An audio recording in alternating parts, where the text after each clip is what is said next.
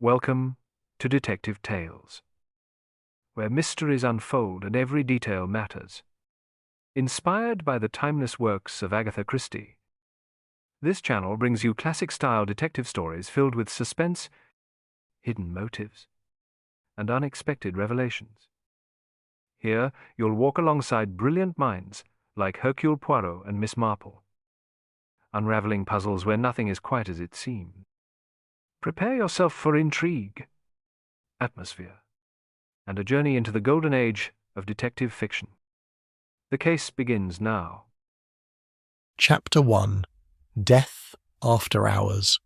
The evening mist hung low over St Mary Mead as Miss Jane Marple made her way slowly along the high street, her walking stick tapping gently against the cobblestones.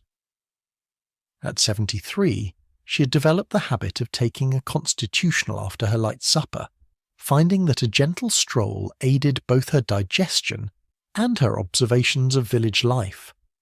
Tonight, however, something was decidedly amiss. The Rosebud Tea Room, that bastion of respectability where the ladies of the village gathered for their afternoon gossip over cucumber sandwiches and seed cake, showed lights blazing from its diamond-paned windows well past its usual closing time of 6 o'clock. Miss Marple paused, consulting the small silver watch pinned to her cardigan. 9:30. Most peculiar indeed. Mrs. Millicent Fairweather, the proprietress, was known throughout the village for her punctuality and rigid adherence to proper business hours. Punctuality is the politeness of princes, she was fond of saying, quoting King Louis XVIII with the authority of one who had once served in great houses. The tea-room's hours were as fixed as the church bells, and Mrs. Fairweather had never been known to deviate from them, not even during the busiest tourist season. Miss Marple approached the establishment with the careful deliberation of one whose curiosity had been thoroughly aroused. The Rosebud Tea Room occupied a charming Tudor-style building that had been lovingly restored to house its delicate china, starched linen tablecloths, and an impressive collection of antique teapots. The brass nameplate beside the door gleamed even in the lamplight, and the window boxes overflowed with the pink roses that had given the establishment its name. What struck Miss Marple as particularly odd was not merely the late hour of operation, but the quality of silence that seemed to emanate from within. No gentle clink of china, no murmur of conversation, no rustle of movement, just light spilling from the windows like honey from a broken jar, and a stillness that spoke of abandonment rather than activity. She tried the door handle, expecting to find it locked. To her considerable surprise, it turned easily under her gloved hand. The bell above the door gave its customary cheerful tinkle as she stepped inside, but the sound seemed to echo hollowly in the empty room. "Mrs. Fairweather," she called softly, "are you quite all right?" The tea-room presented its usual picture of genteel comfort. Round tables draped in pristine white cloth, each adorned with a small vase containing a single pink rose. The glass-fronted china cabinet displayed its treasures: delicate Spode, elegant Royal Worcester, and the pride of the collection, a complete set of Crown Derby that Mrs. Fairweather claimed had once graced the table of a duchess. Everything appeared to be in perfect order, save for one crucial detail. In the corner table by the window, the one Mrs. Fairweather always reserved for her own use during her end-of-day ritual, sat the proprietress herself. But there was something terribly wrong with the familiar scene. Mrs. Fairweather sat perfectly upright in her chair, as if she had been caught in the middle of reaching for something. Her eyes were wide open, staring with what could only be described as profound surprise at something beyond Miss Marple's vision. Before her on the table sat a delicate china cup and saucer, steam still rising lazily from the amber liquid within. The Earl Grey blend that Mrs. Fairweather favoured for her evening review of the day's accounts sent its bergamot fragrance into the air, creating an almost obscenely normal atmosphere around what was clearly a most abnormal situation. Miss Marple approached the table with the cautious steps of one who had encountered death before, and recognised its unmistakable presence. Mrs. Fairweather's face, always rather sharp-featured and aristocratic in bearing, now wore an expression of such complete astonishment that it seemed to suggest she had been confronted with something entirely beyond her comprehension in those final moments. The elderly spinster's sharp eyes took in every detail of the scene before her. The account books lay open beside Mrs. Fairweather's elbow, the neat columns of figures in her precise handwriting testament to a mind that had been fully engaged in ordinary business until the very end. A fountain pen lay beside the open ledger, its gold nib catching the light from the overhead fixture. But it was not these ordinary details that caused Miss Marple's breath to catch in her throat. It was the evidence that Mrs. Fairweather had not been alone in her final hour. The table had been set for two, with a second cup and saucer placed across from the proprietress, though this second place setting remained unused, the cup as clean and empty as when it had been placed there. More telling still were the signs of hasty departure that Miss Marple's experienced eye detected immediately. A chair pushed back at an awkward angle, as if someone had risen from it quickly. A linen napkin dropped carelessly on the floor beside the table. Most significantly, the kitchen door at the rear of the establishment stood slightly ajar, though Miss Marple knew from previous visits that Mrs. Fairweather always kept it firmly closed during business hours. The sound of approaching footsteps on the cobblestones outside announced the arrival of Dr. Haydock, whom Miss Marple had encountered on her way and asked to accompany her. The elderly physician entered with the brisk efficiency of one accustomed to being summoned at all hours, but his professional composure faltered slightly when he took in the scene before him. "Good heavens," he murmured, setting down his medical bag and approaching the still figure at the corner table. "What has happened here?" Miss Marple remained silent as Dr. Haydock conducted his preliminary examination, though her keen eyes continued to catalogue every detail of the room around them. The doctor's findings confirmed what she had already suspected. Mrs. Millicent Fairweather was indeed dead, and had been so for perhaps an hour or two. "Poison, I should say," Dr. Haydock announced grimly, straightening from his examination. "Almost certainly administered in that tea. See how the pupils are constricted, and there's a faint almond scent about her lips. I'll need to conduct a proper post-mortem, of course, but I'd stake my reputation on it being some form of plant-based toxin." Miss Marple nodded thoughtfully. "She was known to take her evening tea alone after closing, wasn't she? To review the day's business and plan for tomorrow." "Indeed she was. Regular as clockwork, our Mrs. Fairweather. Every evening at 7:30 she would make herself a pot of her special Earl Grey blend and go through the accounts." Dr. Haydock glanced around the room with a troubled expression. "But someone joined her tonight by the look of things." "Someone who left in considerable haste," Miss Marple observed quietly, her gaze fixed on the abandoned place setting and the telltale signs of rapid departure. The arrival of Inspector Slack, summoned by Dr. Haydock's telephone call, brought an end to their quiet contemplation of the scene. The inspector, a man whose confidence in his own abilities often exceeded his actual competence, surveyed the tea room with the air of one who had seen it all before. "Right then," he announced, pulling out his notebook with a flourish. "Looks straightforward enough. Poisoned in her own establishment, was she? Well, we'll soon get to the bottom of this business."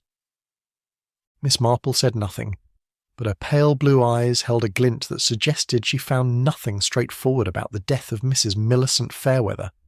The scene before them raised far more questions than it answered, and she had the distinct feeling that the mysteries of the Rosebud Tea Room were only beginning to unfold. Chapter 2. The Last Customer. The morning sun cast long shadows across the cobblestones of St. Mary Mead as Inspector Slack began his investigation in earnest. Miss Marple, having been thanked for her civic duty and politely dismissed, found herself quite naturally drawn to the small crowd that had gathered outside the Rosebud Tea Room. Word travelled swiftly in a village, and the news of Mrs. Fairweather's untimely demise had already reached every corner of the community. "Such a shock," murmured Mrs. Price Ridley, the vicar's wife, adjusting her hat against the morning breeze. "Who would have thought that dear Mrs. Fairweather would come to such an end?" Miss Marple observed with interest that not all of the assembled villagers appeared equally distressed by the news.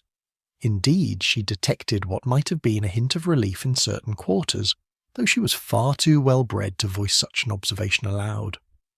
Her attention was drawn to Miss Pemberton, Mrs. Fairweather's assistant, who stood slightly apart from the others. The woman appeared genuinely distraught, her usually neat appearance dishevelled and her eyes red-rimmed from what were clearly tears of genuine grief. Miss Pemberton had worked at the Rosebud Tea Room for 15 years, ever since Mrs. Fairweather had first established the business, and her devotion to her employer had been the subject of much village commentary. "Miss Pemberton," Miss Marple approached the younger woman with gentle concern, "I am so very sorry for your loss. Mrs. Fairweather spoke often of how indispensable you were to the running of the tea-room." Miss Pemberton looked up with a start as if emerging from some private reverie of sorrow. She was a woman of perhaps 45, with the kind of unremarkable appearance that allowed her to blend seamlessly into the background of village life. Her brown hair was pulled back severely, and her clothing, while neat and respectable, bore the unmistakable stamp of economy rather than fashion.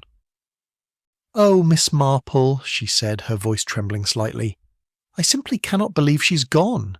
Mrs. Fairweather was everything to me. My position, my security, my purpose in life." "You must have known her habits very well indeed," Miss Marple observed gently, "working so closely together for so many years." Miss Pemberton nodded eagerly, seeming grateful for the opportunity to speak of her employer. "Oh yes, indeed I did. Mrs. Fairweather was a creature of the most precise habits. Every evening without fail she would remain after closing to review the day's accounts. 7:30 exactly, she would make herself a pot of Earl Grey tea and settle at her corner table with the ledger books." "And last evening? Was there anything different about her routine?" A shadow crossed Miss Pemberton's face, and she glanced nervously toward the tea-room. "Well, yes, there was something rather unusual. Mrs. Fairweather had been acting strangely all week, if I'm being perfectly honest. Nervous, you might say, jumping at sudden sounds, checking the locks on the doors repeatedly, that sort of thing." Miss Marple made a mental note of this information. "How very interesting.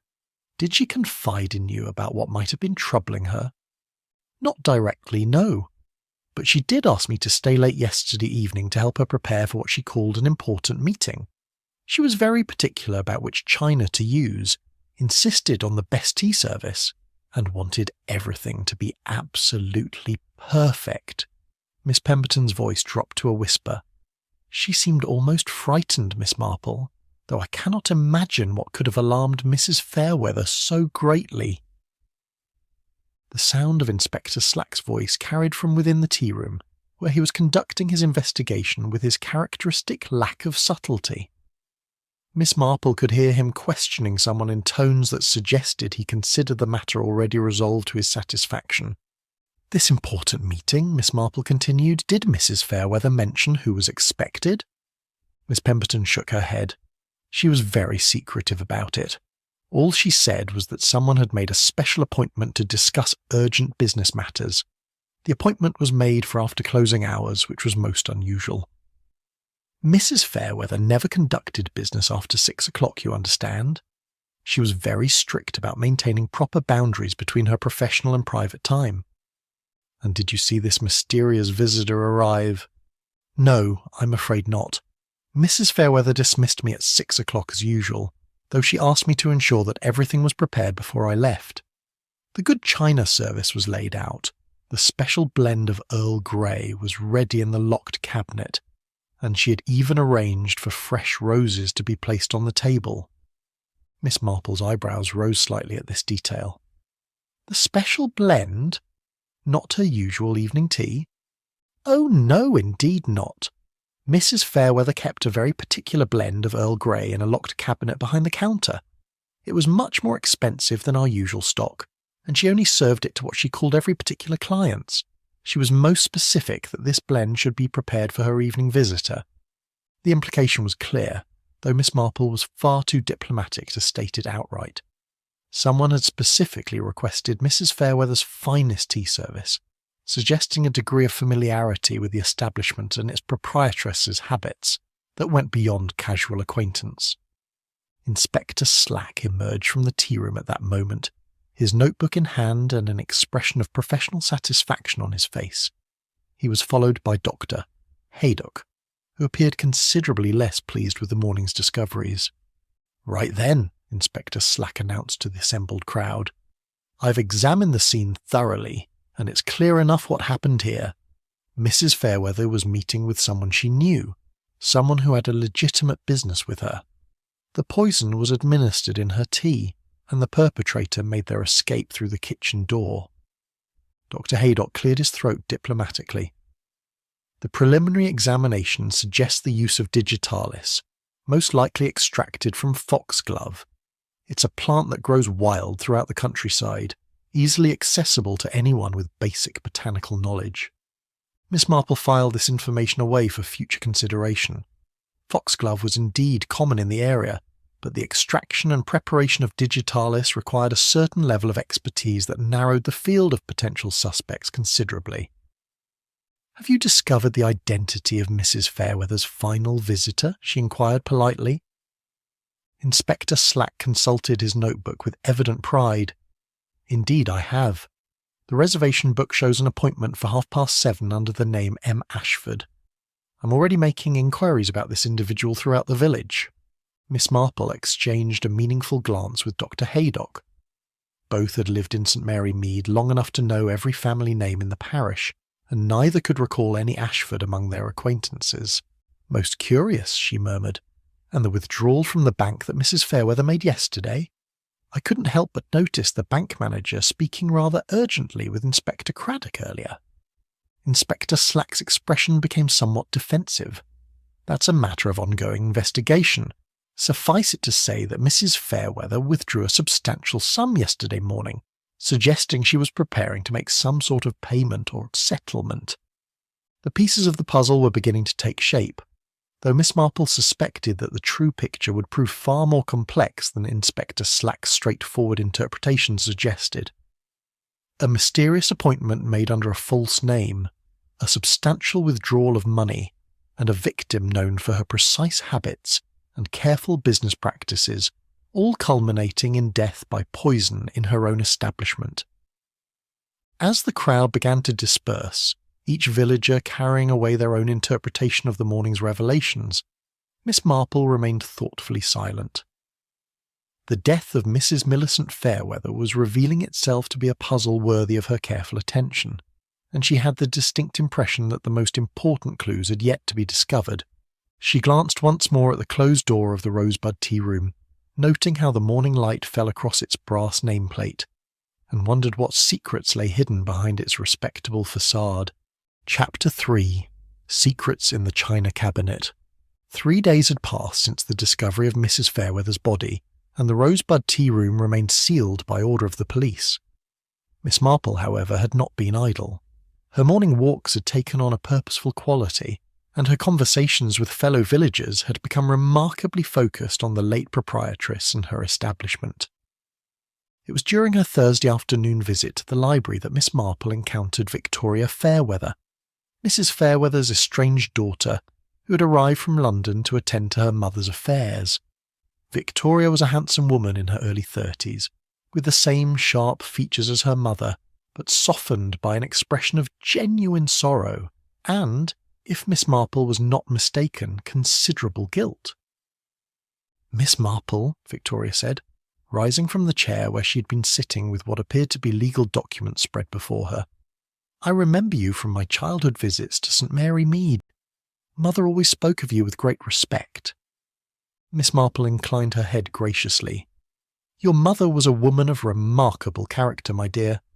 I'm so very sorry for your loss. It must be particularly difficult given the circumstances." Victoria's composure wavered slightly. "Yes, it is rather overwhelming. Mother and well, we hadn't spoken in some time. I'm afraid I let pride stand in the way of reconciliation, and now it's too late." "Family relationships can be complex," Miss Marple observed gently. "But I'm sure your mother understood that you cared for her, regardless of any temporary misunderstandings." The younger woman's eyes filled with tears. "That's just it, Miss Marple. She had written to me recently asking if we might meet. She said she wanted to make amends for past wrongs, and that she hoped we could be a proper family again before it was too late. This revelation was most illuminating. Miss Marple filed it away with a growing collection of details that painted an increasingly complex picture of Mrs. Fairweather's final weeks. The woman had clearly been preparing for some significant change in her life, though whether that change had contributed to her death remained to be determined. "Had you planned to visit her here in St. Mary Mead?" Victoria shook her head sadly. "We'd arranged to meet in London next week. She said she needed to settle some business matters first, but that after that she would be free to start fresh, as she put it." The phrase struck Miss Marple as significant. Starting fresh suggested not merely a reconciliation with her daughter, but perhaps a more comprehensive reorganisation of her life. Combined with the substantial bank withdrawal and the mysterious evening appointment, it painted a picture of a woman preparing for dramatic change. Later that afternoon, Miss Marple found herself walking past the sealed tea room once again. The building looked forlorn with its darkened windows and the official police notice posted prominently on the door. On impulse, she decided to take a turn around the building, ostensibly to admire the rose garden that Mrs. Fairweather had maintained so carefully. The garden was indeed lovely, though it showed signs of neglect in the few days since its owner's death. The roses were beginning to droop without their daily tending, and several weeds had already begun to assert themselves among the carefully maintained flower beds. It was while examining a particularly fine specimen of climbing rose that Miss Marple noticed something rather interesting. The kitchen door, which she remembered seeing slightly ajar on the night of the murder, had been secured by the police. However, the window beside it offered an excellent view into the tea room's interior, and Miss Marple's sharp eyes detected something that appeared to have escaped official notice. The glass-fronted china cabinet, which had always been Mrs. Fairweather's pride and joy, looked somehow different. Miss Marple had visited the tea room on numerous occasions, and had always admired the impressive collection of fine china displayed within. Now, however, there appeared to be gaps where certain pieces had once stood. She remembered particularly a beautiful Spode tea set that Mrs. Fairweather had claimed was a family heirloom, passed down from her grandmother who had worked in service to a great lady. The complete set had occupied a place of honour on the cabinet's middle shelf, but now Miss Marple could see only empty spaces where the delicate cups and saucers had once been displayed. Several other valuable pieces appeared to be missing as well, including a pair of Royal Worcester vases and a collection of Crown Derby plates that Mrs. Fairweather had always pointed out to admiring visitors. The gaps in the display were subtle but unmistakable to someone who had observed the collection as carefully as Miss Marple had over the years. This discovery was troubling for several reasons. If the missing pieces had been removed recently, it suggested either theft in connection with the murder, or perhaps that Mrs. Fairweather herself had disposed of them for some pressing reason. Given her apparent financial difficulties, as suggested by the bank withdrawal, the latter possibility seemed increasingly likely. Miss Marple's contemplation of this mystery was interrupted by the approach of Inspector Slack, who appeared to be making his rounds of the sealed property with characteristic thoroughness. "Miss Marple," he said, his tone suggesting mild disapproval of her presence near the scene of his investigation, "I trust you're not attempting to interfere with official police business?" "Oh dear me, no," Miss Marple replied with perfect sincerity. "I was merely admiring Mrs. Fairweather's roses. Such a pity they're beginning to suffer without proper care." Inspector Slack glanced at the drooping flowers with obvious indifference. "Yes, well, that can't be helped. The property must remain secured until the investigation is complete." "Of course," Miss Marple agreed. "I don't suppose you've had any success in locating the mysterious Mr. Ashford. Such an unusual name for these parts." The inspector's expression became somewhat defensive. "The investigation is proceeding according to proper procedures. We're exploring several promising leads." Miss Marple interpreted this as meaning that no trace of the mysterious M. Ashford had been found, which was hardly surprising given that the name was almost certainly false.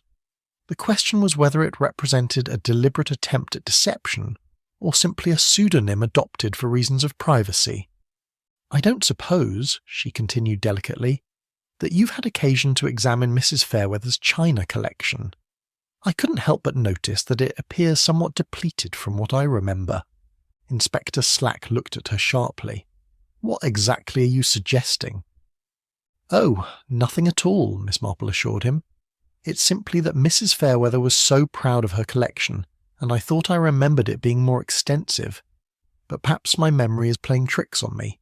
At my age, one can't always rely on such things." Despite her self-deprecating words, Miss Marple's memory was as sharp as ever, and she was quite certain that valuable pieces were missing from the china cabinet. The question was whether Inspector Slack would investigate this discrepancy or dismiss it as the confused recollections of an elderly woman. That evening Miss Marple received an unexpected visitor. Miss Pemberton appeared at her door just as she was settling down with her knitting and a cup of tea, looking considerably more composed than she had in the days immediately following her employer's death. "I hope you'll forgive the intrusion, Miss Marple," she said, settling into the chair that Miss Marple offered. "But I've been thinking about our conversation the other morning, and I believe there are some things you should know about Mrs. Fairweather and the tea-room." Miss Marple set aside her knitting with interest. "Please, my dear, tell me whatever you think might be helpful." Miss Pemberton seemed to struggle with herself for a moment before speaking. "Mrs. Fairweather wasn't quite the woman she appeared to be, Miss Marple. Oh, she was a lady, certainly, with all the proper mannerisms and speech. But her background, well, it wasn't quite what she led people to believe." "How so?" "She had been in service, you see. Not as the daughter of a great house fallen on hard times, as she sometimes suggested, but as a lady's maid to wealthy families in London and elsewhere. She was quite proud of having worked for titled people, and she had stories, oh, such stories about the private lives of her former employers." This revelation cast an entirely new light on Mrs. Fairweather's character and circumstances. A lady's maid would indeed have intimate knowledge of her employer's private affairs, and such knowledge could prove valuable in various ways. "She kept records, you see," Miss Pemberton continued, her voice dropping to a whisper. "Letters, photographs, even diary entries. She said it was important to remember one's place in great events, but I sometimes wondered if there wasn't more to it than that." Miss Marple's pulse quickened. "These records, do you know where she kept them?" "Hidden away somewhere in the tea-room, I believe. She was always very secretive about certain things, and there were parts of the establishment where I was never permitted to go alone." The implications were becoming clearer. If Mrs. Fairweather had indeed been using her knowledge of her former employer's secrets for financial gain, it would explain both her apparent prosperity and the threatening letters that Inspector Slack had mentioned finding among her effects. "Miss Pemberton," Miss Marple said gently, "do you believe that Mrs. Fairweather might have been involved in, well, shall we say, leveraging her knowledge of these private matters?" The younger woman's face flushed with embarrassment. "I'm afraid I suspected as much, though I never had definitive proof. There were certain clients who came to the tea-room regularly, always seeming rather uncomfortable and never staying long. They would meet privately with Mrs. Fairweather in the back room, and afterwards she would seem, well, more prosperous than our usual business would warrant. The picture was becoming disturbingly clear. Mrs. Fairweather had apparently been supplementing her income through blackmail, using the intimate knowledge she had gained during her years in service to extract payments from her former employers or others whose secrets she had discovered. Such a scheme would certainly provide motives for murder, and it might explain the mysterious evening appointment that had ended in her death. Someone had finally decided that the price of Mrs. Fairweather's silence had become too high to pay. Chapter 4: The Proprietress's Final Service. The following morning brought with it a development that cast new light on Mrs. Fairweather's final weeks. Miss Marple was taking her customary breakfast when she received a telephone call from Victoria Fairweather, who sounded considerably more distressed than during their previous encounter at the library. "Miss Marple, I wonder if I might impose upon your kindness once more. I've been going through Mother's personal papers, and I've discovered some things that are rather disturbing. I should very much like to discuss them with someone of discretion and wisdom." Within the hour, Miss Marple found herself seated in the parlour of Mrs. Fairweather's modest cottage, which stood just behind the tea room proper. Victoria had clearly been working through her mother's effects with systematic determination, as evidenced by the neat piles of sorted documents that covered every available surface. "I've made rather an unsettling discovery," Victoria began without preamble. "Mother appears to have been planning to sell the tea room and retire to the seaside. She had been corresponding with estate agents in Brighton and had even put down a deposit on a small cottage there." Miss Marple absorbed this information thoughtfully. That would explain her desire to reconcile with you. She was perhaps planning a fresh start away from Saint Mary Mead. "Yes, but that's not the most troubling part." Victoria picked up a folder from the table beside her. She had also been making a list of what she called outstanding obligations. "The amounts are quite substantial, Miss Marple, far more than the tea room's legitimate business could have generated." She handed Miss Marple a sheet of paper covered in Mrs. Fairweather's precise handwriting. The document contained a series of initials paired with significant sums of money, some marked as paid and others as pending final settlement. The amounts range from £50 to several hundred, representing a considerable fortune by village standards. "Did your mother ever speak to you about her financial situation?" Miss Marple inquired delicately. Victoria shook her head. "Not in detail, no. But I remember her mentioning once that her years in service had taught her the value of, well, she called it maintaining proper relationships with the right people. I thought she simply meant knowing one's place and keeping in touch with former employers for references." Miss Marple studied the cryptic document more carefully. The initials appeared to correspond to no obvious pattern, though she suspected that with sufficient thought they might prove to match the names of various village residents, or perhaps Mrs. Fairweather's former employers from her service days. "There's something else," Victoria continued, her voice dropping to an almost whisper. "I found a letter that Mother had been drafting. It appears she was planning to write some sort of memoir about her years in service." She produced another document, this one covered in crossed-out lines and revisions, suggesting that Mrs. Fairweather had struggled with how to phrase her revelations. The partial text that remained legible was illuminating indeed. "My years in the great houses of England have afforded me unique insights into the private lives of those whom society holds in highest esteem," Miss Marple read aloud. "The truth behind closed doors often bears little resemblance to public reputation, and the time has come for certain truths to be acknowledged." The implications were staggering. Mrs. Fairweather had apparently been planning not merely to continue her apparent blackmail activities, but to publish a comprehensive account of the secrets she had gathered during her career. Such a publication would have been devastating to numerous reputations, and would undoubtedly have made her considerable sums of money, while destroying many lives in the process. "She mentions having photographic evidence and original documents to support her claims," Victoria said, pointing to another passage. "I can't find any such materials among her papers here, so they must be hidden somewhere else." Miss Marple felt a chill of understanding. If Mrs. Fairweather had indeed been planning such a publication, her murder began to make perfect sense. Someone had decided that the risk of exposure was too great to bear and had taken permanent action to silence her. "Your mother's evening visitor," she said thoughtfully. "The mysterious M. Ashford who made the appointment for after closing hours. I believe that person came not to pay Mrs. Fairweather, but to plead with her to abandon her publication plans. And when she refused, then murder became the only solution to ensure her silence." Their conversation was interrupted by the arrival of Dr. Haydock, who had come to check on Victoria's well-being with the kind concern that characterised his approach to all his patients' families. After ensuring that the young woman was bearing up well under the strain of her circumstances, he drew Miss Marple aside for a private word. "I've completed the post-mortem examination," he said quietly. "The cause of death was definitely digitalis poisoning, administered in a concentrated dose that would have acted quite rapidly. The interesting thing is that the poison appears to have been extracted and prepared with considerable skill. Someone with medical knowledge? Not necessarily medical, but certainly botanical. Whoever prepared this poison knew exactly what they were doing. The extraction was clean and efficient, suggesting either professional knowledge or considerable experience with plant-based remedies. Miss Marple filed this information away with growing interest. The list of villagers with such specialised knowledge would be relatively short, though not exclusive to medical professionals.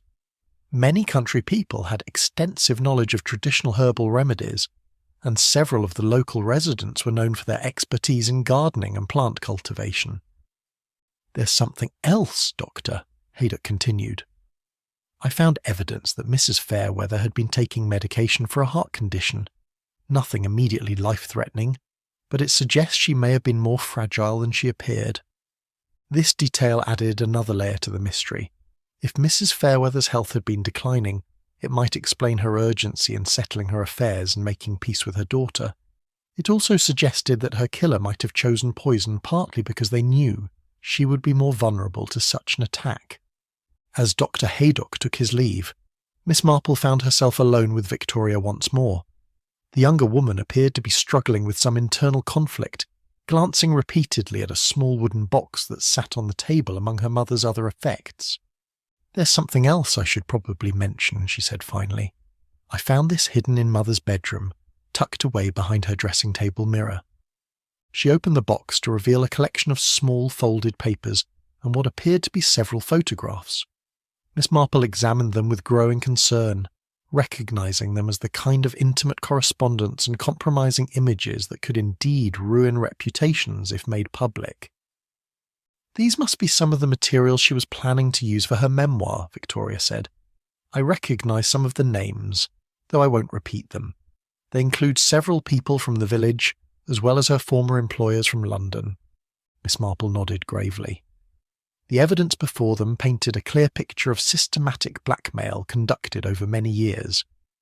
Mrs. Fairweather had built her comfortable lifestyle not merely on the profits of her tea room, but on the carefully managed exploitation of other people's secrets and mistakes. "What troubles me most," Victoria continued, "is that I believe Mother genuinely thought she was doing something justifiable. She spoke of evening the scales and ensuring that those who had lived lives of privilege while others struggled should contribute their fair share to society." It was a twisted logic, but Miss Marple could see how Mrs. Fairweather might have rationalised her actions. Years of service to wealthy families, observing their excesses and indiscretions while maintaining a facade of respectful subservience, could certainly breed resentment and a desire for what she might have seen as justice. "The question now," Miss Marple said gently, "is what we should do with this information. Inspector Slack will need to know about the blackmail scheme, as it provides clear motives for murder. But we must also consider the innocent victims who might be harmed by unnecessary exposure." Victoria nodded emphatically. "That's exactly what's been troubling me. Some of these people may have made mistakes years or even decades ago, and they don't deserve to have their lives destroyed now because of Mother's activities."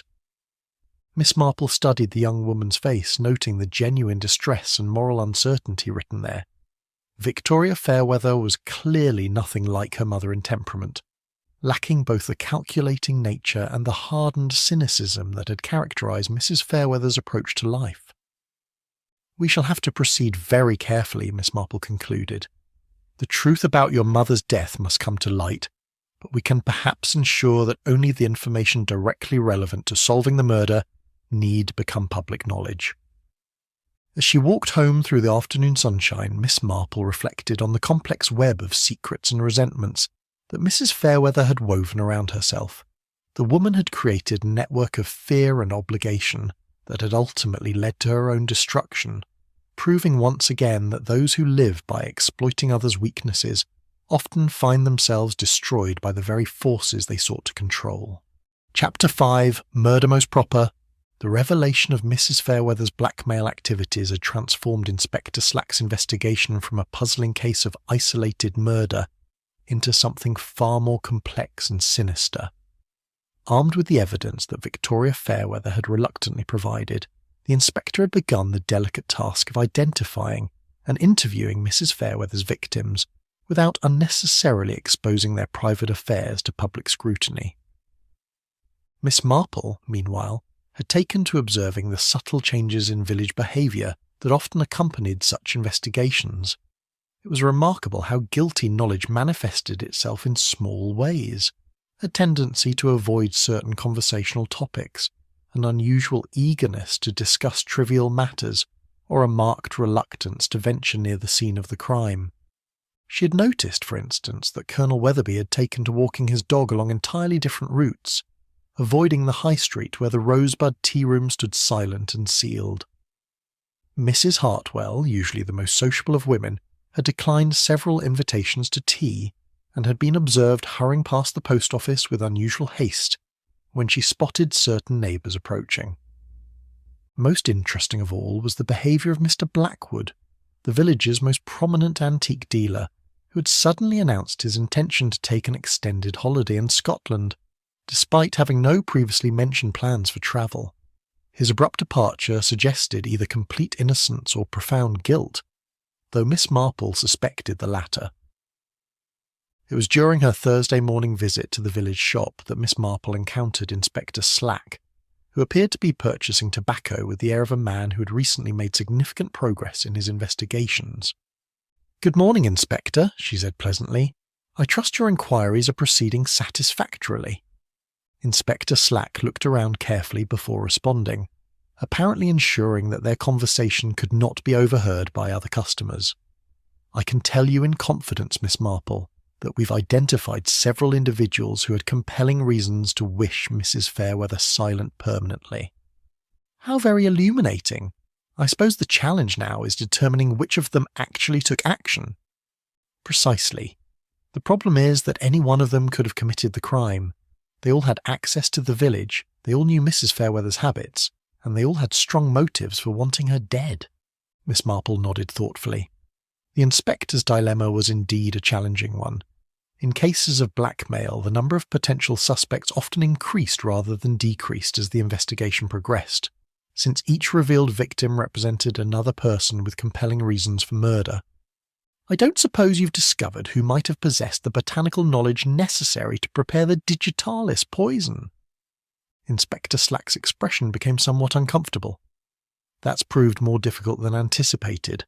It seems half the village has some experience with medicinal plants. Mrs. Bantry grows foxgloves in her garden, and uses them for heart tonics, following her grandmother's recipes. Dr. Haydock naturally has extensive knowledge of plant-based medicines. Even Miss Pemberton mentioned that her mother had been treated with digitalis for her heart condition. This proliferation of potential sources for the poison was indeed problematic.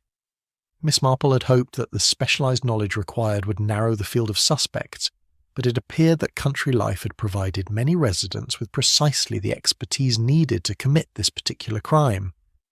"What of the mysterious M. Ashford?" she inquired. "Have you made any progress in identifying this individual?" "The handwriting analysis has proved most interesting," Inspector Slack admitted. "The signature in the reservation book matches samples we've obtained from several of Mrs. Fairweather's known victims. The trouble is determining which one, as the writing appears to have been deliberately disguised." Miss Marple found this detail particularly intriguing. The killer had taken care to conceal their identity while still maintaining the appearance of a legitimate business appointment. This suggested someone with both criminal intent and a desire to preserve the facade of respectability that had characterised Mrs. Fairweather's blackmail operations. Later that afternoon, Miss Marple found herself once again in conversation with Miss Pemberton, who had stopped by to thank her for her kindness during the difficult days following her employer's death. The younger woman appeared to have recovered somewhat from her initial shock, though she still bore the unmistakable signs of genuine grief. "I've been thinking about what we discussed regarding Mrs. Fairweather's activities," Miss Pemberton said carefully. "I believe I should tell you that I was aware of more than I initially admitted." Miss Marple set down her teacup with interest. "Please, my dear, tell me whatever you think might be helpful. I knew about the special clients who came for private meetings. I also knew that Mrs. Fairweather kept certain materials locked away in the back room of the tea room. She was very secretive about them, but I couldn't help but notice that they seemed to be related to her former employers. Did you ever see these materials yourself?" Miss Pemberton shook her head quickly. "Oh no, Mrs. Fairweather was very strict about that. The back room was her private domain, and I was never permitted to enter it without her explicit invitation, but I did occasionally hear her telephone conversations with her clients. And what did these conversations reveal? They were always very polite, very proper, but there was an undertone that made me quite uncomfortable. Mrs. Fairweather would speak of maintaining discretion and ensuring mutual understanding, but the people on the other end of the line always sounded rather distressed. Miss Marple could well imagine the tone of such conversations. Mrs. Fairweather had apparently conducted her blackmail operations with the same attention to proper form that she brought to her tea service, maintaining a veneer of respectability even while engaging in thoroughly disreputable activities. "Miss Pemberton," she said gently, "I hope you won't think me impertinent, but did Mrs. Fairweather ever approach you with any uncomfortable requests or suggestions?" The younger woman's face flushed deeply and she looked away. "I'm afraid she did toward the end. She suggested that I might be able to help her gather information about certain villagers, using my position to observe and report on their private affairs." "And how did you respond to such a suggestion?" "I told her that I couldn't possibly engage in such activities, that it would be a betrayal of trust and basic decency. She seemed quite disappointed, but she didn't press the matter further." This exchange revealed yet another aspect of Mrs. Fairweather's character. Not content with exploiting the secrets she'd gathered during her years in service, she had apparently been attempting to expand her network of information by recruiting others to spy on their neighbours and friends. "I believe," Miss Marple said thoughtfully, "that Mrs. Fairweather had created a situation that was ultimately unsustainable. Her victims would eventually have reached a point where the cost of continued payments exceeded their ability or willingness to pay. Do you think that's what happened on the night she died? Someone finally decided they couldn't continue paying." "I think," Miss Marple replied carefully, "that someone realised Mrs. Fairweather's planned memoir would expose them regardless of any payments they might make. At that point, murder would have seemed like the only permanent solution to their problem." The two women sat in contemplative silence for several minutes, each lost in thought about the complex web of guilt and fear that Mrs. Fairweather had woven around herself. The late proprietress had conducted her criminal activities with the same meticulous attention to detail that had made her tea room such a model of proper service, but she had failed to anticipate that someone might eventually choose violence over continued submission to her demands. As Miss Pemberton prepared to take her leave, she turned back with one final observation. "You know, Miss Marple, there was something almost ritualistic about the way Mrs. Fairweather was killed. The proper tea service, the fine china, the careful attention to every detail of presentation. It was as if someone wanted to turn her own standards of propriety against her." Miss Marple found this observation remarkably astute. The killer had indeed used Mrs. Fairweather's own methods and preferences as the instrument of her destruction, poisoning her in the very setting where she had conducted her blackmail operations, and using the same attention to proper form that had characterized all her activities. "Murder most proper," she murmured to herself as Miss Pemberton disappeared down the garden path.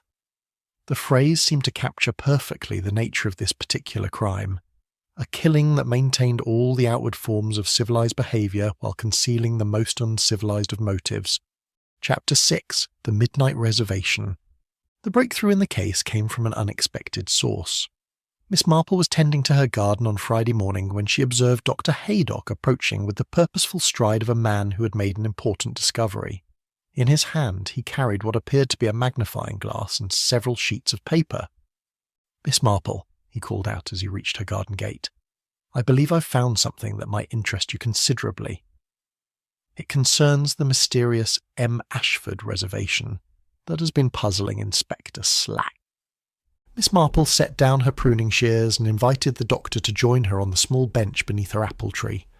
The morning was pleasantly warm, and the garden provided an ideal setting for confidential conversation away from the curious ears that seemed to proliferate whenever village mysteries were being discussed. "I've been examining the reservation book more carefully," Dr. Haydock explained, producing the papers he had been carrying. "Using my magnifying glass to study the handwriting in greater detail. What I discovered is most illuminating indeed."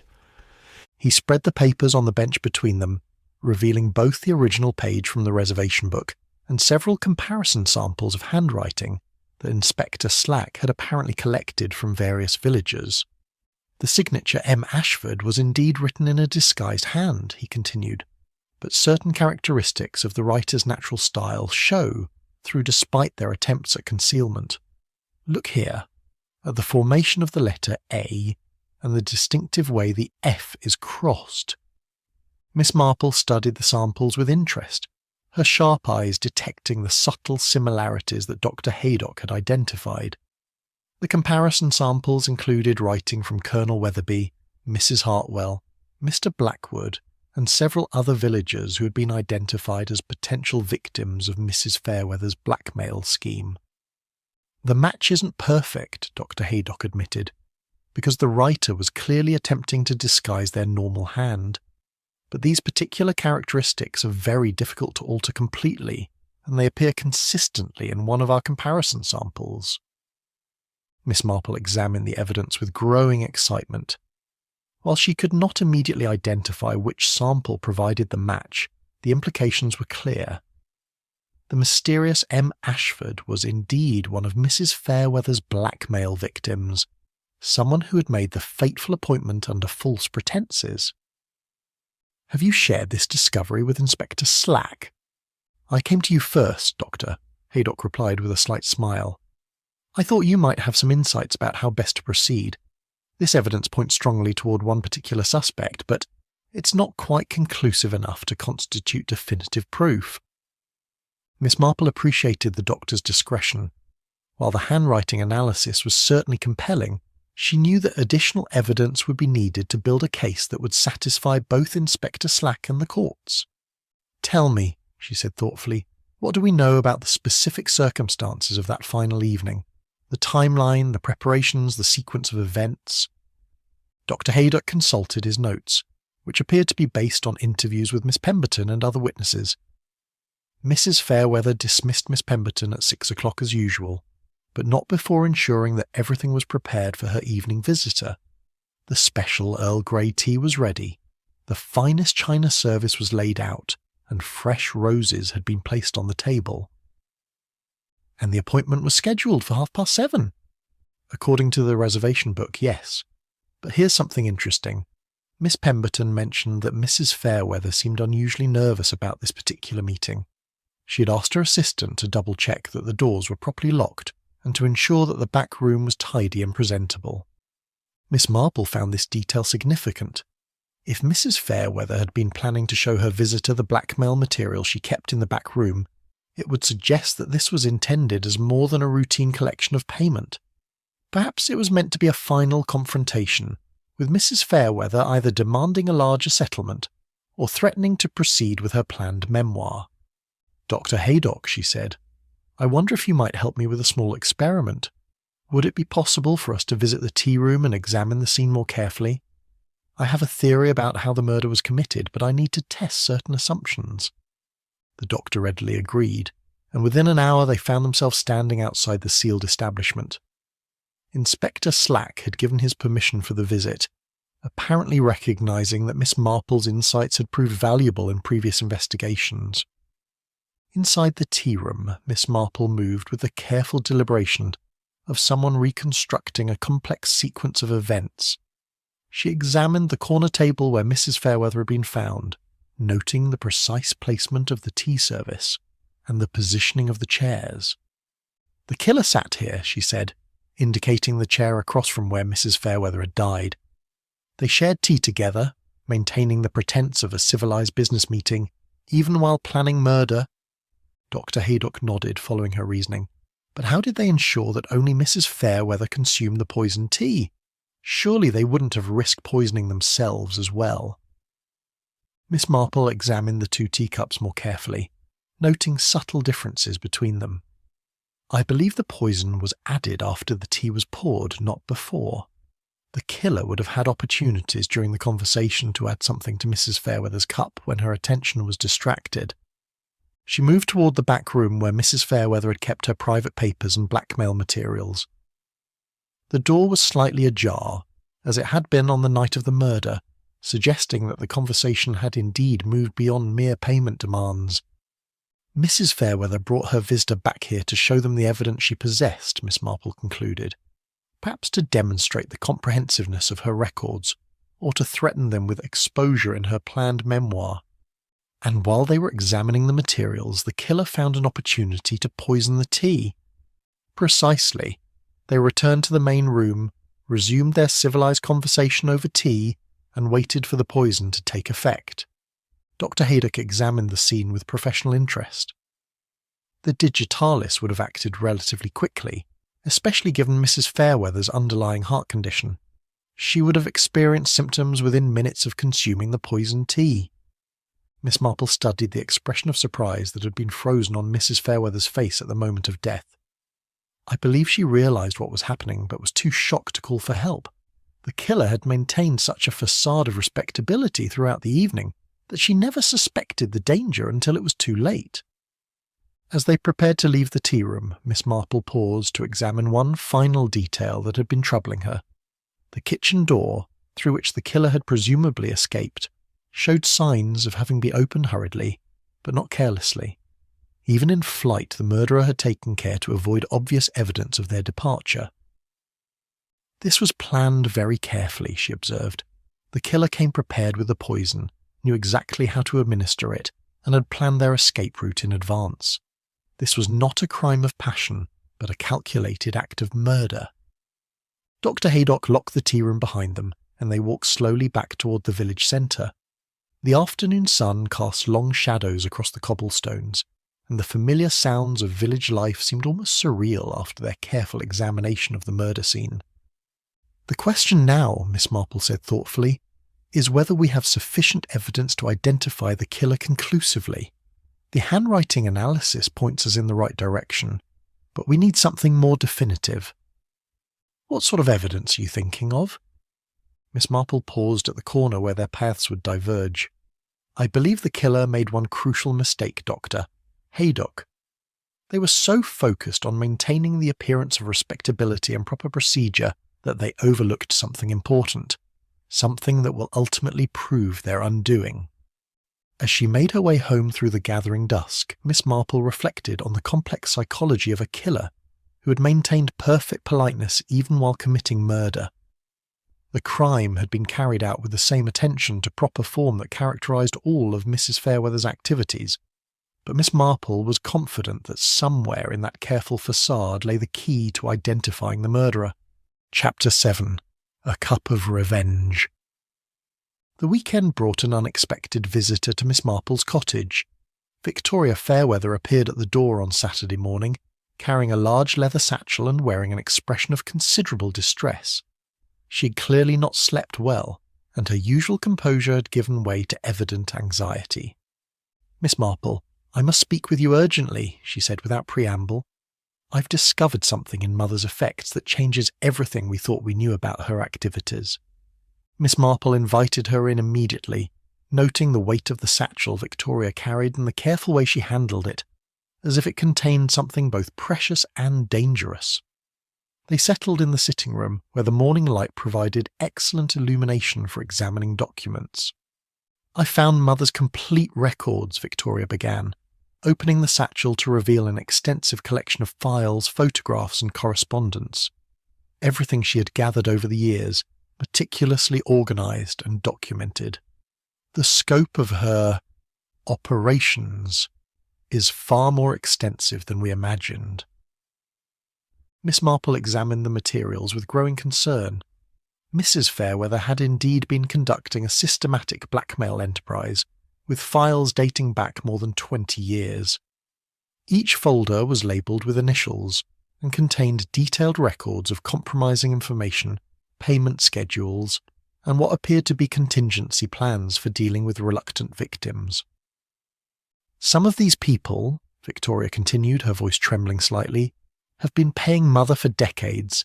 She was bleeding them dry, Miss Marple. Look at this file here, labelled CW. The payments began in 1935 and continued right up until last month. Miss Marple studied the file in question, which documented a steady stream of payments totalling several £1,000s over the years. The amounts had increased gradually, suggesting that Mrs. Fairweather had been tightening her grip on her victim progressively. What was the nature of the compromising information, she inquired delicately. Victoria handed her a photograph and several official-looking documents. Colonel Weatherby, it seems, was not the war hero he pretended to be. Mother had evidence that he had falsified his military record and had actually spent most of the war in a clerical position far from any fighting. The implications were staggering. In a community where military service was highly respected, and Colonel Weatherby's supposed heroism had earned him considerable social standing, such revelations would have destroyed his reputation completely. And here, Victoria continued, producing another file, is what Mother had on Mrs. Hartwell, evidence that she had been embezzling from the charity funds she administered, using the money to maintain her lifestyle while presenting herself as a pillar of moral rectitude. Miss Marple examined the damning documentation, which included bank records and forged receipts that clearly demonstrated systematic theft from charitable donations. Mrs. Hartwell's reputation for good works would have been utterly destroyed by such revelations. The third major file concerns Mr. Blackwood, Victoria said, her voice growing increasingly heavy with distress. Mother had discovered that many of the antiques he sold as genuine were actually clever reproductions. She had photographs of him with the craftsman who created the fakes, along with documentation of specific sales where buyers had been deliberately deceived. The pattern was becoming clear. Mrs. Fairweather had not simply stumbled upon these secrets. She had actively investigated and documented the private failings of prominent villagers, building comprehensive files that would allow her to maintain control over them indefinitely. But this is the most disturbing discovery, Victoria said, producing a leather-bound journal from the bottom of the satchel. Mother's diary, where she recorded her thoughts and plans for what she called her final service. Miss Marple opened the journal with considerable trepidation, finding page after page of Mrs. Fairweather's precise handwriting, detailing her blackmail activities and her growing ambitions for their expansion. "The time has come," she read aloud from a recent entry, "to extract maximum value from my years of careful observation. These people have lived comfortable lives while others struggled, and they owe a debt to society that I am uniquely positioned to collect." The entries revealed a woman who had thoroughly rationalized her criminal activities, convincing herself that she was performing a valuable social service by redistributing wealth from the guilty to herself. The twisted logic was both fascinating and disturbing.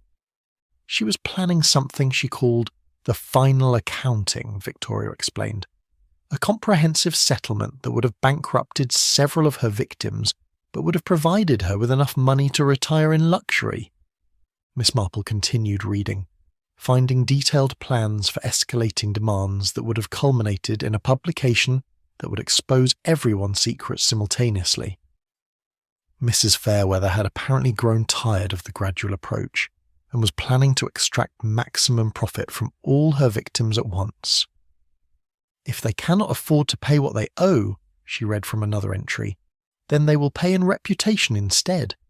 My memoir will ensure that their secrets become public property, and they will face the social consequences they have avoided for so long." The diary also revealed Mrs. Fairweather's growing paranoia and her awareness that her victims were becoming increasingly desperate. Several entries mentioned suspicious behaviour from various villagers and her concerns that someone might attempt to take direct action against her. "She knew she was in danger," Victoria observed. "Look at this entry from just 3 days before her death. CW has been asking pointed questions about my sources and methods. I believe he suspects the extent of my documentation. I must accelerate my timeline." Miss Marple studied this entry with particular interest. If Colonel Weatherby had indeed been investigating Mrs. Fairweather's activities, it suggested that he might have been planning some form of countermeasure against her blackmail scheme. "There's more," Victoria continued, turning to a page near the end of the diary. Mother had been planning to confront all her major victims simultaneously, demanding final payments that would have destroyed them financially. She called it settling the books before retirement. The final entries painted a picture of a woman who had become increasingly reckless in her ambitions, pushing her victims beyond their ability to pay, while simultaneously threatening them with complete exposure. It was a strategy that virtually guaranteed that someone would eventually resort to violence. "Miss Marple," Victoria said quietly, "I believe one of these people finally reached their breaking point. The amounts Mother was demanding had become impossible to sustain, and the threat of public exposure through her memoir would have destroyed lives regardless of any payments made." Miss Marple nodded gravely. The diary provided clear evidence of motive for murder, though it also presented a troubling ethical dilemma. The information contained in Mrs. Fairweather's files could destroy innocent people whose only crime was having made mistakes in the past. "What do you propose to do with these materials?" she asked carefully. Victoria's face reflected her internal struggle. "I want justice for Mother's murder, but I don't want to destroy lives unnecessarily. Some of these secrets are decades old, and the people involved may have long since reformed their behaviour. Perhaps," Miss Marple suggested, "we should focus on identifying the information that directly relates to the murder itself, while finding a way to protect those whose secrets are not relevant to solving the crime." As they carefully sorted through the extensive documentation, Miss Marple reflected on the complex web of guilt and fear that Mrs. Fairweather had created. The woman had built her comfortable retirement plans on a foundation of other people's shame and desperation, never considering that such a structure might ultimately collapse and crush her beneath its weight. The blackmail scheme had been comprehensive and methodical, but it had also been unsustainable.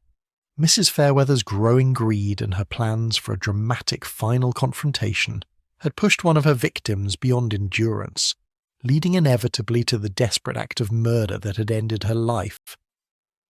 "Someone decided," Miss Marple observed quietly, "that killing Mrs. Fairweather was preferable to continuing to live under her control. The question now is determining which of her victims finally reached that breaking point." Chapter 8. The Kitchen Door Confession. The truth came to light in the most unexpected manner, as truth so often does in small villages where secrets have a way of revealing themselves when least anticipated. Miss Marple was taking her usual Sunday evening stroll when she noticed a light flickering in the back room of the sealed tea room. Her first thought was that someone had broken into the establishment, perhaps seeking to retrieve incriminating evidence before it could be discovered by the authorities.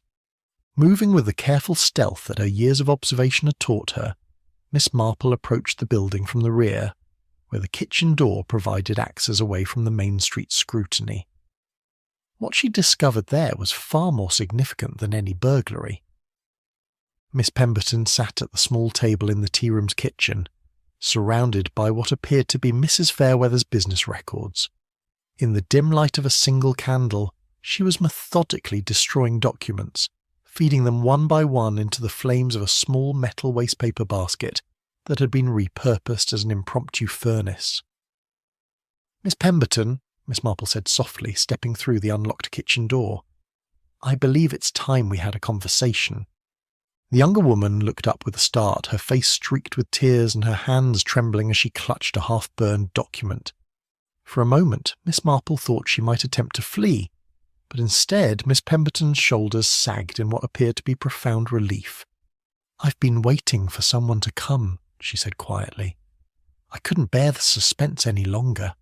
The guilt has been eating away at me since the moment I saw her sitting there, so still and surprised." Miss Marple settled herself carefully in the chair opposite Miss Pemberton, noting the deliberate way the woman had been sorting through the documents before destroying them. This was not random destruction born of panic, but careful selection based on intimate knowledge of the contents. "You killed Mrs. Fairweather," Miss Marple said gently. It was not a question. Miss Pemberton nodded, fresh tears streaming down her face. "I never meant for it to happen the way it did.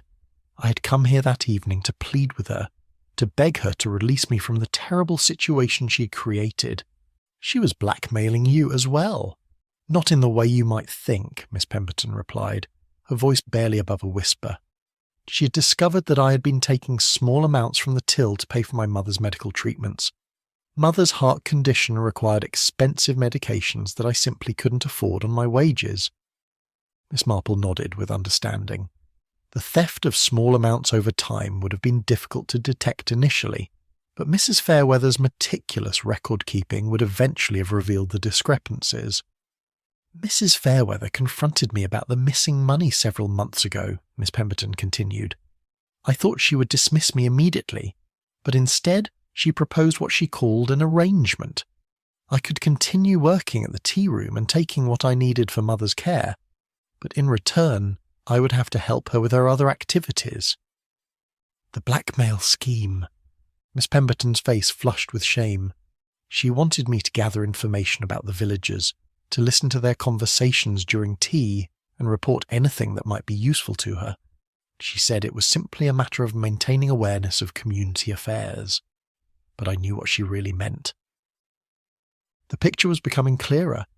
Mrs. Fairweather had not only been exploiting her victims through blackmail, but had also been expanding her network by coercing others into serving as unwilling accomplices. I refused, of course, Miss Pemberton said quickly. I told her I couldn't possibly spy on our customers or betray their trust in such a manner. But she made it clear that my refusal would result in immediate dismissal and prosecution for theft. Miss Marple could see how the situation had trapped Miss Pemberton in an impossible position. Her mother's medical needs made her employment essential, but her conscience prevented her from becoming an active participant in Mrs. Fairweather's criminal activities. "What changed your mind about murder?" Miss Marple asked delicately. Miss Pemberton was quiet for several minutes, staring at the flickering flames in the makeshift brazier. When she finally spoke, her voice carried the weight of long-suppressed anguish. "Last week, Mrs. Fairweather told me about her plans for the memoir. She said she was going to expose everyone's secrets at once, including mine. She showed me a draft chapter that described my theft in detail, portraying me as a pathetic figure who had stolen from her employer to support an invalid mother. The cruelty of such exposure would have been devastating for Miss Pemberton, destroying not only her reputation, but also her ability to care for her ailing mother. She said the publication would serve as a warning to others about the consequences of crossing her," Miss Pemberton continued.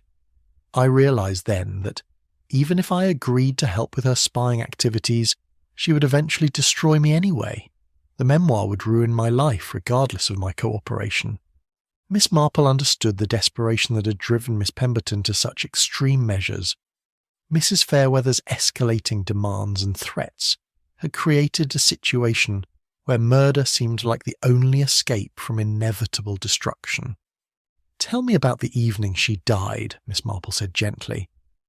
Miss Pemberton took a shuddering breath before continuing. "I had access to digitalis through Mother's heart medication. I had been considering... well, I had been thinking about it for weeks, but I hadn't made any definite plans. That evening, when Mrs. Fairweather dismissed me as usual, I made my decision. You returned through the kitchen door after the mysterious M. Ashford appointment was scheduled to begin." "There was no Monsieur Ashford," Miss Pemberton admitted. "I had made that appointment myself, using a false name in disguised handwriting. I wanted Mrs. Fairweather to be prepared for a visitor, to have the tea service ready and to be in the right frame of mind for what I planned to tell her. The confession explained several puzzling aspects of the crime. The killer had indeed been someone with intimate knowledge of Mrs. Fairweather's habits and access to the tea room, but it had also been someone driven to desperation rather than motivated by the simple desire to avoid continued blackmail payments. "I returned at 7:30 just as we had arranged," Miss Pemberton continued. "Mrs. Fairweather was waiting with the tea already prepared, exactly as I had hoped. I told her I had come to discuss a final settlement, to negotiate some arrangement that would free me from her control. And she refused." Miss Pemberton's face hardened with remembered anger. "She laughed at me, Miss Marple.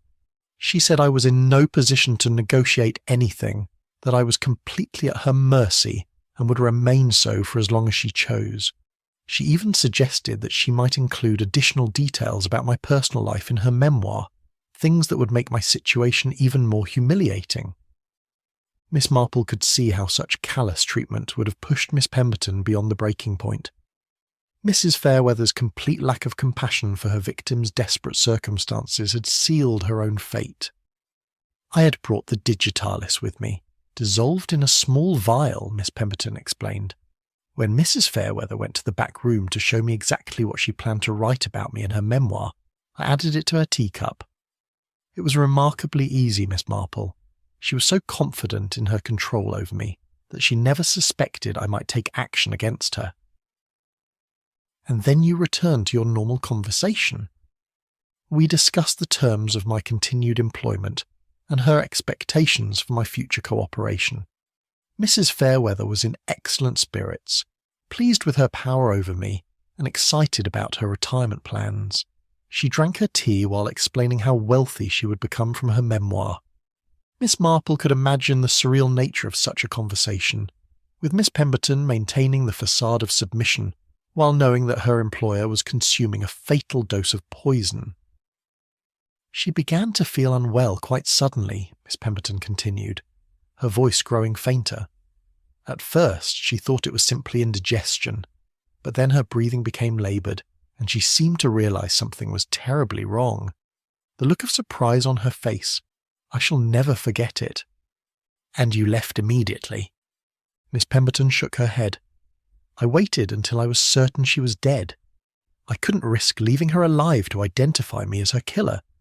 When it was over, I arranged everything to look as normal as possible and left through the kitchen door. The confession was complete, but Miss Marple sensed that Miss Pemberton felt relief rather than remorse at having finally unburdened herself of the terrible secret she had been carrying. Chapter 9. Truth Steeped in Darkness. The arrest of Miss Pemberton the following morning created a sensation throughout St. Mary Mead that rivalled any scandal in the village's long and eventful history. Inspector Slack, summoned by Miss Marple's telephone call, had arrived at the tea room to find the confessed murderess sitting quietly in the kitchen, surrounded by the ashes of the documents she had been systematically destroying. Miss Marple observed the proceedings from a respectful distance, noting how the revelation of Miss Pemberton's guilt seemed to affect different members of the community in markedly different ways. Some expressed genuine shock and sympathy for the woman they had known as Mrs. Fairweather's devoted assistant, while others appeared relieved that the investigation had concluded without exposing their own involvement in the late proprietress's blackmail activities. Dr. Haydock, who had been present during Miss Pemberton's formal statement to Inspector Slack, sought out Miss Marple that afternoon to discuss the complex emotions that the case had aroused throughout the village. "It's a tragedy all around," he observed, as they sat in Miss Marple's garden, watching the late afternoon shadows lengthen across the carefully tended flower beds. Miss Pemberton was as much a victim as Mrs. Fairweather was in her own way. Neither woman deserved the fate that befell her. Miss Marple nodded thoughtfully, her knitting needles clicking steadily as she worked on a cardigan for her great-nephew. Mrs. Fairweather created a web of fear and dependence that ultimately ensnared herself as well as her victims. She had convinced herself that she was performing some sort of public service, redistributing wealth from the guilty to herself, but in reality she was simply exploiting human weakness for personal gain. The irony is that she might have lived comfortably for years on the proceeds of her blackmail activities if she hadn't become so ambitious about that memoir, Dr. Haydock remarked. It was her desire to make one final comprehensive profit from her victims that led directly to her death. Indeed, Miss Marple reflected, Mrs. Fairweather's fatal error had been her failure to recognise that desperate people, when pushed beyond endurance, were capable of desperate actions. She had assumed that her victims would continue to submit to her demands indefinitely, never considering that someone might eventually choose violence over continued subjugation. Miss Pemberton's situation was particularly tragic, Miss Marple observed. She was trapped between her love for her ailing mother and her moral revulsion at Mrs. Fairweather's activities. The theft from the till began as an act of filial duty, but it became the instrument of her own enslavement. The case had revealed uncomfortable truths about the nature of respectability in small communities. Mrs. Fairweather had maintained an impeccable facade of propriety while systematically exploiting her neighbours' weaknesses and mistakes. Her tea room, with its delicate china and refined atmosphere, had served as the perfect cover for activities that were thoroughly disreputable. "What will happen to the other victims?" Dr. Haydock inquired. Colonel Weatherby, Mrs. Hartwell, Mr. Blackwood, and the others, whose secrets Mrs. Fairweather had been exploiting. Miss Marple had given considerable thought to this question. Victoria Fairweather has shown remarkable wisdom in her handling of her mother's records. She has provided Inspector Slack with only the information directly relevant to solving the murder, while destroying the materials that would unnecessarily harm innocent people. This selective preservation of evidence had been a delicate matter, requiring careful judgment.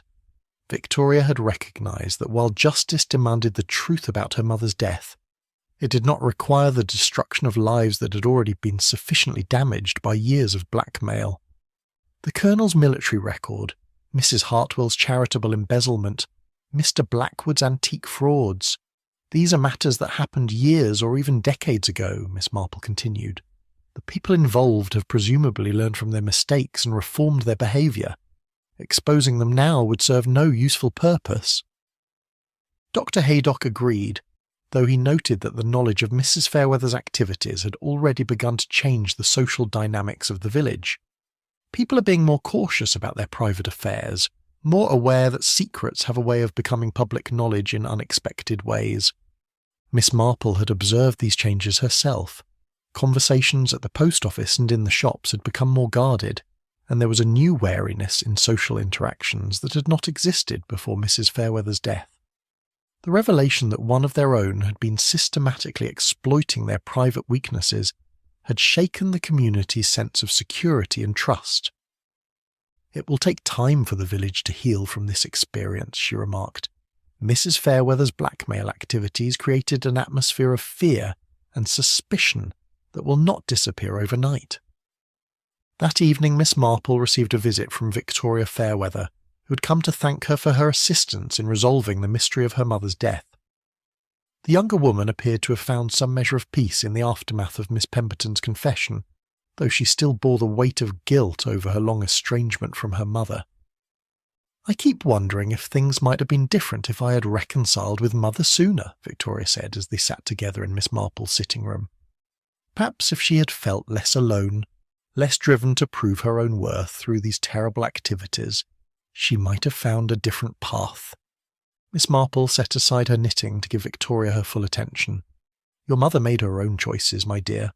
Her blackmail activities began long before your estrangement, and they were motivated by her own particular view of justice and entitlement. You cannot blame yourself for decisions that were entirely her own. But I abandoned her when she needed family support the most. I let pride prevent me from understanding how isolated and desperate she had become." "Family relationships are complex," Miss Marple replied gently. "Your mother's letter asking for reconciliation suggests that she understood the mistake she had made and wanted to repair the damage. That desire for redemption was genuine, even if it came too late to change the circumstances that led to her death." Victoria had decided to sell the tea room and return to London, unable to bear the thought of continuing her mother's business in the place where so much suffering had occurred. The building would be purchased by a young couple from the neighbouring village who planned to restore it as a simple cafe, free from the dark associations that had tainted its previous incarnation. "I hope," Victoria said, "that the new owners will be able to create something positive from the ashes of Mother's enterprise. The building itself is beautiful, and it deserves to house something that brings joy rather than fear to the community." Miss Marple thought this was a fitting sentiment. The Rosebud Tea Room had once been a place where the ladies of St. Mary Mead gathered for pleasant conversation and civilised refreshment. Perhaps it could become such a place again, once the memories of Mrs. Fairweather's activities had faded sufficiently. As Victoria prepared to leave, she handed Miss Marple a small wrapped package. "I found this among Mother's personal effects," she explained. "It's a Spode teacup and saucer that she always said reminded her of happier times. I thought you might appreciate having it, as someone who understood her better than most." Miss Marple unwrapped the delicate china with care, recognising it as one of the pieces that had been missing from the tea room's display cabinet. The pattern was indeed beautiful, depicting tiny roses and forget-me-nots in soft pastels that caught the lamplight with subtle elegance. "It's lovely," she said sincerely. "I shall treasure it, and I shall remember your mother not for her final activities, but for the woman she was before desperation and isolation led her astray." After Victoria's departure, Miss Marple sat alone in her sitting room, contemplating the complex lessons that the case had taught about human nature and the corrosive effects of guilt and fear. Mrs. Fairweather had built her comfortable lifestyle on a foundation of other people's shame, never recognizing that such a structure was inherently unstable and would eventually collapse. The tragedy was that both women involved in the final confrontation had been victims of circumstances beyond their complete control. Mrs. Fairweather's years of service to wealthy families had filled her with resentment and a twisted sense of entitlement, while Miss Pemberton's devotion to her ailing mother had made her vulnerable to exploitation and ultimately driven her to desperate measures. As the village settled into an uneasy peace following the resolution of the case, Miss Marple reflected on the eternal human tendency to create webs of deception and manipulation that ultimately ensnare their creators as thoroughly as their intended victims. The truth, once revealed, had indeed set people free, but it had come at a cost that would be felt throughout the community for years to come. Chapter 10. Justice at Dawn. 3 months had passed since Miss Pemberton's trial concluded with a verdict of manslaughter rather than murder in the first degree. The jury, moved by the circumstances that had driven her to desperate action and the testimony regarding her exemplary character prior to the tragedy, had shown mercy in their deliberations. She would serve time in prison, certainly, but the sentence was far less severe than what might have been imposed for a premeditated killing. Miss Marple had attended the trial as a witness, observing how the truth had finally been laid bare in all its complexity. The prosecution had presented the facts of the poisoning with clinical precision, while the defence had painted a picture of a devoted daughter driven to extremes by an impossible situation. Both versions were accurate, and both were incomplete without the other. The village had rallied around Miss Pemberton in ways that surprised even Miss Marple. A fund had been established to ensure proper care for her ailing mother during her daughter's incarceration, and several prominent residents had written character references emphasising her years of faithful service and her genuine remorse for her actions. Colonel Weatherby, his own secrets safe from exposure thanks to Victoria Fairweather's discretion, had been particularly generous in his support. Mrs. Hartwell had organised the charitable fund with an efficiency that spoke well of her administrative abilities, while Mr. Blackwood had quietly contributed a substantial sum before departing for his extended holiday in Scotland. "It's remarkable, Doctor," Haydock observed to Miss Marple as they walked past the former site of the Rosebud Tea Room, "how the community has come together in the aftermath of this tragedy. People seem to understand that Miss Pemberton was as much a victim as Mrs. Fairweather herself." The building had been completely renovated by its new owners, transformed from an elegant tea room into a cheerful village cafe called the Garden Gate. The oppressive atmosphere that had characterised Mrs. Fairweather's establishment had been banished through liberal use of bright paint, cheerful chintz, and an open, welcoming layout that encouraged casual conversation rather than furtive whispers. Miss Marple had taken tea there several times since its reopening, pleased to see how the young proprietors had created an atmosphere of genuine warmth and hospitality. The china was sturdy rather than precious. The menu featured hearty country fare rather than delicate sandwiches, and the overall effect was one of comfortable informality that suited the villagers' needs perfectly. "Mrs. Fairweather would hardly recognise the place," she remarked to Dr. Haydock, as they observed the bustling activity through the large front windows. "These new owners have created exactly the sort of establishment that brings people together rather than driving them apart." Victoria Fairweather had returned to London as planned, but not before ensuring that her mother's affairs were settled with appropriate consideration for all concerned parties. The remaining blackmail materials had been destroyed completely, taking with them the power to cause further harm to Mrs. Fairweather's former victims. She had also arranged for a modest headstone to be placed on her mother's grave, inscribed simply with her name and dates of birth and death. There was no mention of her activities or the circumstances of her demise, just a quiet acknowledgement of a life that had ended in tragedy. Miss Marple visited the grave occasionally during her walks through the churchyard, reflecting on the complex woman who lay beneath the simple marker. Mrs. Fairweather had been neither entirely evil nor entirely sympathetic, but rather a human being who had allowed circumstances and resentment to corrupt her natural intelligence and drive her toward increasingly destructive behaviour. "I believe she genuinely thought she was evening some cosmic balance," Miss Marple had explained to the vicar when he expressed puzzlement about the case. Years of observing the private failings of the wealthy while serving in humble positions had convinced her that she was entitled to extract compensation for social inequities. The vicar, a thoughtful man who had seen his share of human frailty, had nodded with understanding.